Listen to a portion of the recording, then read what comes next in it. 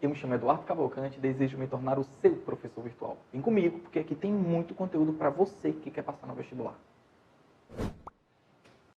Você está no quadro Minha Questão. Nós agora vamos fazer uma questão do Enem Libras, pedida pela aluna Júlia Batista, natural de Fortaleza. A questão é extremamente interessante. Todo mundo, nas salas de aula que eu entro, quando eu vou dar essa matéria, é muito comum me pedirem essa questão. Eduardo, a questão ela é difícil? Não. O problema é que ela aborda unidades de medida e eu acredito que ela seja muito mais de análise dimensional do que de eletricidade. Então, daí porque os alunos sentem tanta dificuldade. Deixa eu ler só a pergunta da questão para você. Qual é a quantidade de energia fornecida por unidade de carga em joules por coulomb disponibilizada à bateria? Explicando a questão, o que ele faz? Ele te fornece um computador.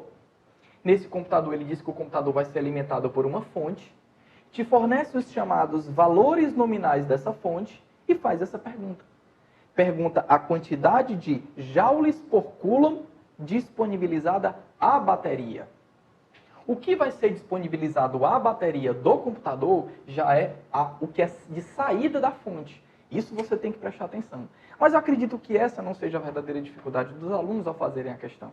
O que os alunos sentem dificuldade é identificar o que é a quantidade de joules por coulomb. Então faça o seguinte. Quando ele pede a gente a quantidade de joules por coulomb, a primeira coisa que você tem que fazer é: professor, joules por coulomb faz referência a que unidade de energia, a que unidade de medida dentro do Sistema Internacional? A volts.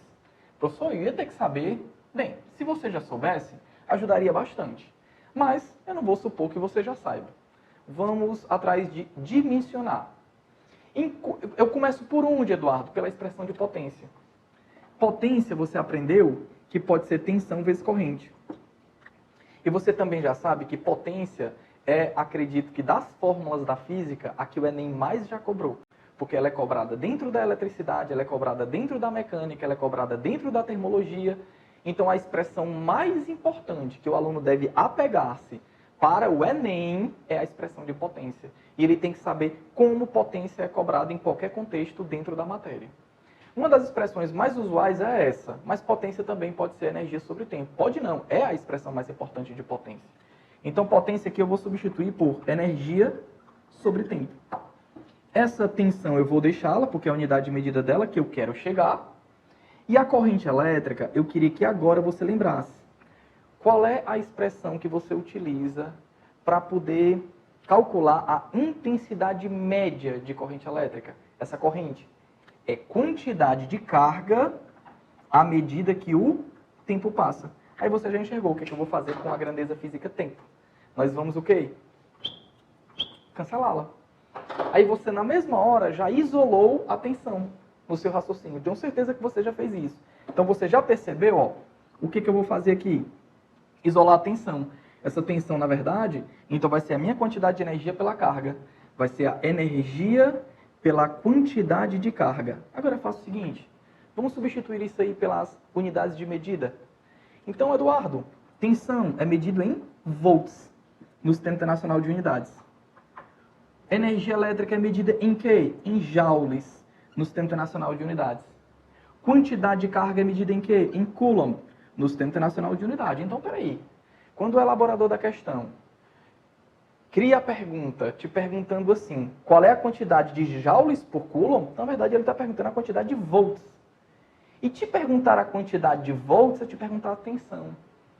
Então, você teria que olhar para esses valores nominais, entender como eles funcionam e procurar a tensão correspondente à pergunta da questão. Cuidado, porque na pergunta, ele pergunta a quantidade de joules por coulomb que é disponibilizada à bateria. O que é disponibilizado à bateria já é o que sai dessa fonte de tensão. Então, dos valores nominais, você teria que procurar a tensão de saída, 19 volts. É o gabarito da sua questão. Mas espera aí, não vai embora agora não.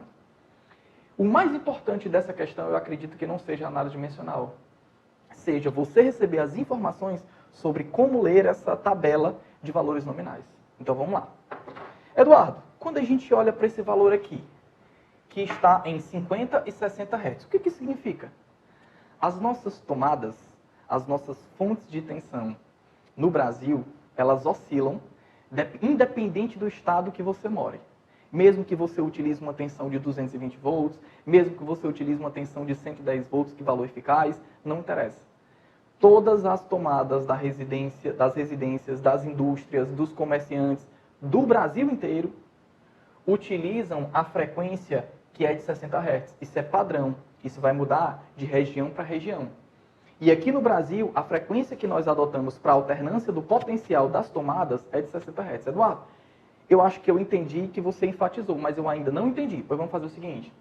Quando você liga esses plugs aqui na tomada, você tem um fio que é o fase e você tem um neutro. O fase, ele é o único cujo potencial se alterna. Então você tem que imaginar como o fio neutro, cujo potencial é sempre o mesmo, neutro, e o fio fase podendo alternar o seu potencial entre um valor positivo e um negativo, um positivo e um negativo, um positivo e um negativo. E essa alternância de potencial, ela acontece muito rápido. E ela acontece com uma frequência de modificação de quantas vezes? 60 vezes a cada 1 segundo, que é a frequência fornecida por essa tabela. Ah, Eduardo, e o que essa tabela está me dizendo sobre a frequência ainda? Que, na verdade, quem comprou esse aparelho, onde esse aparelho é alimentado por esse tipo de fonte, essa fonte consegue trabalhar ligada em qualquer região cuja frequência de oscilação esteja entre 50 e 60 Hz. Então, ela se enquadra nos padrões do Brasil, porque aqui nós usamos a frequência de alternância de potencial nas nossas tomadas de 60 Hz. Então, até agora, tudo bem, show. Agora vamos para cá. Eduardo, quando eu leio isso, o que eu tenho que interpretar? Você tem que olhar para 100 volts e 240 volts como uma faixa em que esse aparelho pode ser ligado. Essa fonte de tensão ela é capaz de modificar, de aceitar a diferença de potencial que esteja entre 100 e 240. Então você pode ligar essa fonte em 100 volts, você pode ligar essa fonte em 101, em 102, em 103, em 104, até chegar a 240 volts. Que essa fonte ainda será capaz de transformar a tensão que você liga em 19 volts. Então se você ligar isso aqui em 100 volts, ela transforma em 19. Se você ligar isso aqui em 150 volts, ela transforma em 19. Se você ligar isso aqui em 240 volts, ela transforma em 19. Qualquer valor de tensão de entrada que esteja entre 100 e 240 volts, ela consegue transformar em 19 volts. Mas, Eduardo, como é que a gente reduz tanta tensão? E é legal porque ela modifica também o tipo de tensão. O valor eficaz que você pode ligar é alternado. Olha essa simbologia. Isso aqui está para informar a gente que a fonte de tensão em que você vai ligar o aparelho é uma tensão alternada. Essa é a simbologia de uma fonte de tensão alternada, cuja corrente equivale a 1,5 amperes alternada também. Todos esses valores são os valores de entrada no aparelho. Você liga aqui uma tensão alternada e você recebe aqui uma corrente alternada. E é o que a tabela está te informando. Mas essa fonte de tensão, ela tem a capacidade de modificar de valores alternados para essa simbologia, que são valores o quê? Contínuos. Cuja essa fonte aqui já é uma fonte de tensão contínua. E essa fonte de tensão contínua equivale a 19 volts, que é o que vai ser ligado à bateria do computador. O que sai da fonte é o que vai ser ligado à bateria do computador. Aí o que eu queria frisar? Fonte de tensão alternada, fonte de tensão contínua. Nomenclatura utilizada para se referir a uma fonte de tensão alternada, nomenclatura utilizada para se referir a uma fonte de tensão contínua. Eduardo, então, peraí.